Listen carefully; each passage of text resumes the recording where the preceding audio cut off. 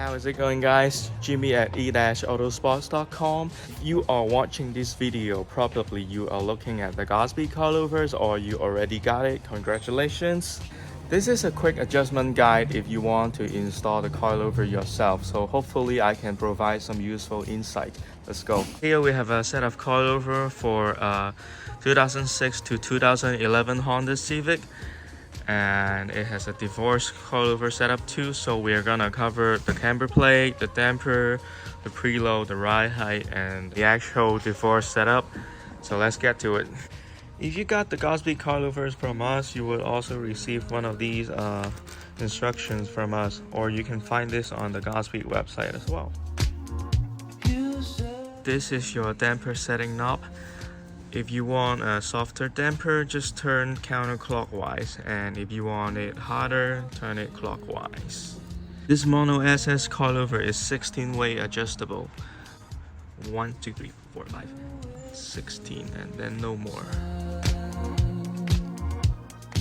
Some of these coilover will come with a camber plate in the front. When you're installing it, make sure they are horizontal to the car, not like this. Otherwise, you will be adjusting like caster, not camber. If you want two wheels and have more negative camber, just push the strut into the camber plate.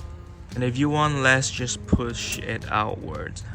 Make sure both sides looks the same. Just use common sense. Don't do like one of these and then one of these. Some cars have a very small strut tower hole, and if you have extreme adjustment like this, sometimes this will be covered up. So that's why there is like one extra hole there, so you can switch like that. You may ask, what is spring preload and why do I have to set it? Spring preload on a lowering situation is usually just to keep the spring in place, so that when your wheel is up on the air, the spring won't be like dangling without any pressure. I know that on lifted trucks and 4x4 situation where you have very long springs like 15-inch or 12-inch, spring preload matters, and it will adjust the ride height and the ride quality. When lowering, usually you don't have a lot of travel in your strut, so if you put a lot of preload on a spring, you sacrifice a lot of travel from the strut itself.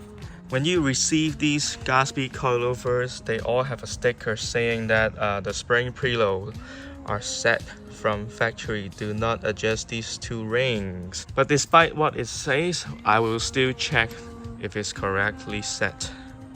According to Godspeed website, these springs should be 20 centimeters long, and the preload should be set to 1 centimeter, so they should be 19 centimeters. But look, this one is actually 20 centimeters on here, so this one is not correctly set. And this one is 19, so we are gonna adjust the preload on this one. Loosen these two rings together using the provided spanner wrench. This is actually very loose, so I'm gonna do that. Turn this ring clockwise until the spring compress to 19 centimeters.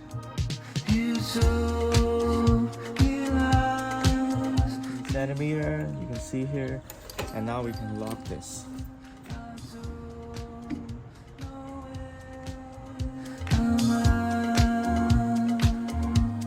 To adjust the ride height, we are gonna use the bottom cup and this bottom ring here.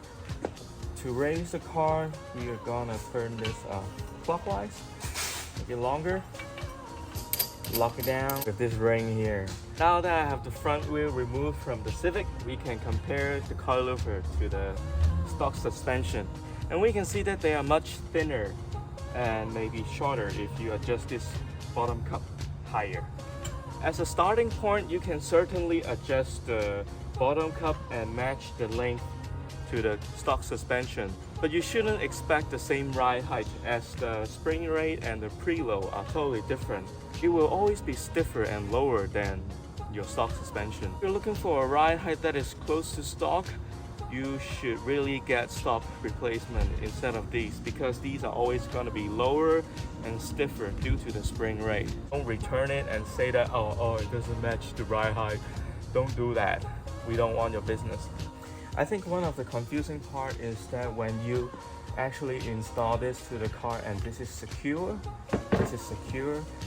only the middle part is turning and you don't know which one to turn to actually make it go higher. First, you're gonna loosen this ring, give it some space, and assuming these two are not moving, if you want the car higher, you're gonna turn the lower ring like that, and then the whole thing would turn. And if you want it lower, you're gonna use the big wrench and turn the upper ring like this.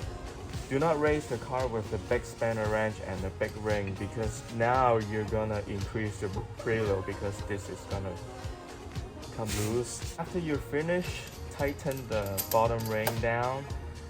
And sometimes people would suggest to use a hammer and then, chisel this to make it tighter, because in time with vibration, this is actually gonna come loose. I've experienced this personally. It doesn't hurt anything, but just check this like regularly. In this example, we are looking at the rear suspension of a Honda Civic.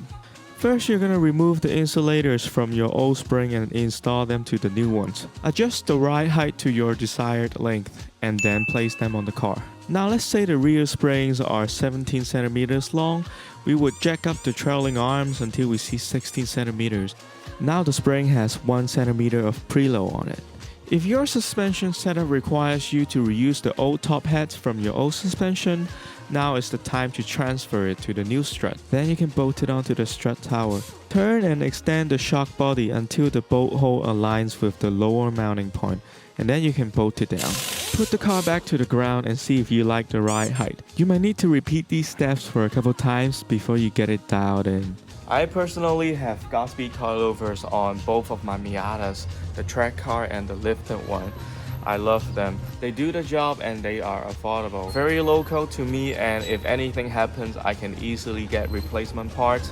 Well guys, thank you for checking out this video. I hope you find it helpful.